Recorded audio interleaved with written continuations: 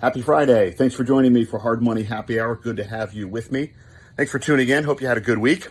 We had another busy week here. I know it's a broken record, but it does continue on. The market remains strong. Activity remains strong. Things are moving quickly. I continue to emphasize the speed, and really this last few weeks we've seen more of it really than ever. I think maybe people gearing up for the winter in trying to get the properties, buy the properties, own the properties, and start the work while the cold weather or as the cold weather is going to start. So we see a lot of people preparing for that and a little bit of an uptick, quite frankly, in our activity. One of the things I wanted to talk about today, I forgot to have my first drink, is looking at the details, paying attention to the details, and not always trusting what you see online. I've mentioned how we visit every property in person. It's just one of the things we stick with. It's one of our standards. It's one of the things, the rules we live by. This past week, we had a situation where we looked online and the pictures and the listing looked incredible. The place looked good, completely done, completely renovated, ready for a tenant. We looked at the neighborhood and we had mixed feelings about it. We had had some issues with the neighborhood. We thought it might not be so great.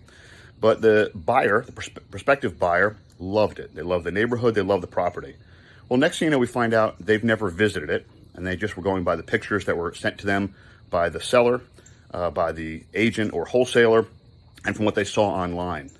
So we, of course, after approving the borrower, we then visit each property. So we went out and visited the property, and when we visited it, we found out that it was nothing like the pictures at all. The neighborhood was not the kind of neighborhood we generally like to lend in, but more importantly than that, the property itself was beaten up. It had actually been ransacked, and it looked like there was a current squatter living in there. So the appliances had been ripped out. Temporary ones had been put in.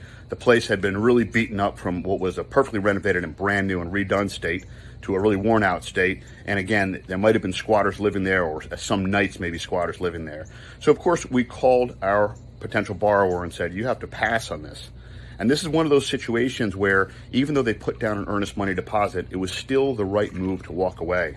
The rehab was going to be 3 times what they had expected because they figured maybe a little touch up and that's it. Instead, they were going to have to do a pretty significant rehab because of the vandalism and the trashing of the place that had taken place. So we told them to walk away from the deal. That's another one of those examples where watch out for the details, pay attention to everything, visit in person, make sure you've seen the place. And this is sometimes a challenge for out-of-towners. Make sure you have a trusted representative to do that.